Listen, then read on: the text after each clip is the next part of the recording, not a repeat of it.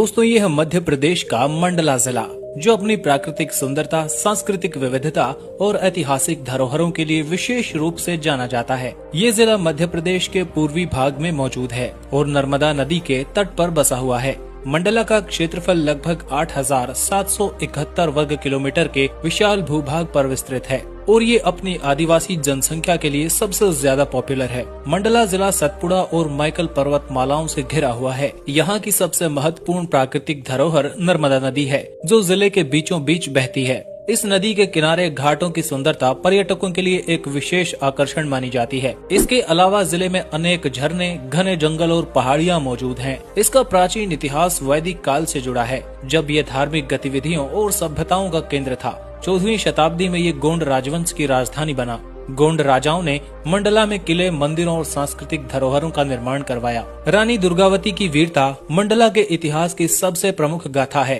उन्होंने मुगलों के आक्रमण का बहादुरी से सामना किया और अपने राज्य की रक्षा के लिए बलिदान दिया। मुगलों और मराठाओं के शासन के बाद मंडला पर ब्रिटिश सत्ता का नियंत्रण हो गया। आज मंडला अपनी आदिवासी संस्कृति, कान्हा राष्ट्रीय उद्यान और नर्मदा नदी के खूबसूरत घाटों के लिए प्रसिद्ध है। प्रकृति और संस्कृति का एक अद्वितीय संगम माना जाता है। मंडला जिला मध्य प्रदेश के एक छोटे से लेकिन बहुत ही विविध क्षेत्र के रूप में जाना जाता है। 2011 की जनगणना के अनुसार इस जिले की कुल जनसंख्या लगभग 10,54,000 के आसपास है। इस जिले का अधिकांश हिस्सा आदिवासी समुदायों से संबंधित है, जिसमें गोंड और बैगा जनजातियां सबसे ज्यादा रहती हैं। गोंड समुदाय मंडला में सबसे ज्यादा है। मंडला के लोग ज्यादातर कृषि और वन संसाधनों पर निर्भर हैं। इस जिले के लोग ज्यादातर गाँव के इलाके में रहते हैं। हालांकि शहरीकरण का स्तर अन्य जिलों के मुकाबले में काफी कम है। ये जिला धीरे धीरे विकास की दिशा में आगे बढ़ रहा है। इस जिले में लिंगानुपात भी एक सकारात्मक संकेत देता है, जहां 1000 पुरुषों पर लगभग 990 महिलाएं हैं, जो राष्ट्रीय औसत से काफी अच्छा है।